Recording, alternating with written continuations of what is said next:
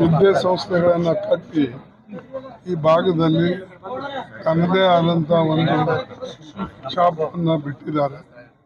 ಮತ್ತು ವಿಶೇಷವಾಗಿ ವಿದ್ಯಾಸಂಸ್ಥೆಗಳು ಈ ಭಾಗದಲ್ಲಿ ಕಟ್ಟತಕ್ಕಂಥದ್ದು ಬಹಳ ಅವಶ್ಯ ಇದೆ. ನಾವು ಇಡೀ ಕರ್ನಾಟಕ ರಾಜ್ಯದಲ್ಲೇ ಅತಿ ಹಿಂದುಳಿದಂಥ ಪ್ರದೇಶ ಅನ್ನತಕ್ಕಂಥದ್ದು ಹಣೆಪಟ್ಟಿ ನಮಗಿದೆ. ಆದರೆ ಇಲ್ಲಿ ವಿಶೇಷವಾಗಿ ಇಂಗ್ಲೀಷ್ ಮೀಡಿಯಮ್ಮು ಮತ್ತು ಇಂಜಿನಿಯರಿಂಗ್ ಕಾಲೇಜ್, ಮಹಿಳಾ ಇಂಜಿನಿಯರಿಂಗ್ ಕಾಲೇಜ್, ಡಿಗ್ರಿ ಕಾಲೇಜ್ ಇಂಥವು ಅನೇಕ ಸಂಸ್ಥೆಗಳು ಕಟ್ಟಿ ಸಾಕಷ್ಟು ವಿದ್ಯಾರ್ಥಿಗಳಿಗೆ ಮತ್ತು ಬಡ ಜನರಿಗೆ ಇದು ಅನುಕೂಲ ಆಗಿದೆ. ಇಂಥ ಒಂದು ವಿಶೇಷವಾದಂಥ ಗುಣ ಅವ್ರ ಹತ್ರ ಇತ್ತು.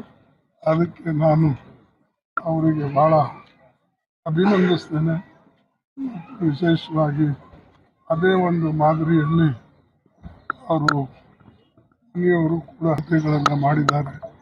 ಅದಕ್ಕೆ ಅವರಿಗೆ ಒಳ್ಳೆಯದಾಗಲಿ ಮತ್ತು ಇಂಥ ಸಂಸ್ಥೆಗಳಿಗೆ ನಾವು ಸದಾ ಬೆಂಬಲವಾಗಿ ನಿಲ್ತಕ್ಕಂಥದ್ದು ಒಳ್ಳೆಯದು ಅನ್ನತಕ್ಕಂಥ ಮಾತನ್ನು ಈ ಸಂದರ್ಭದಲ್ಲಿ ಹೇಳಿ, ಮತ್ತು ನಾನು ವಿಶೇಷವಾಗಿ ನೇರವಾಗಿ ಬೆಂಗಳೂರಿಂದ ಡೆಲ್ಲಿಗೆ ಹೋಗಬೇಕಾಗಿದೆ.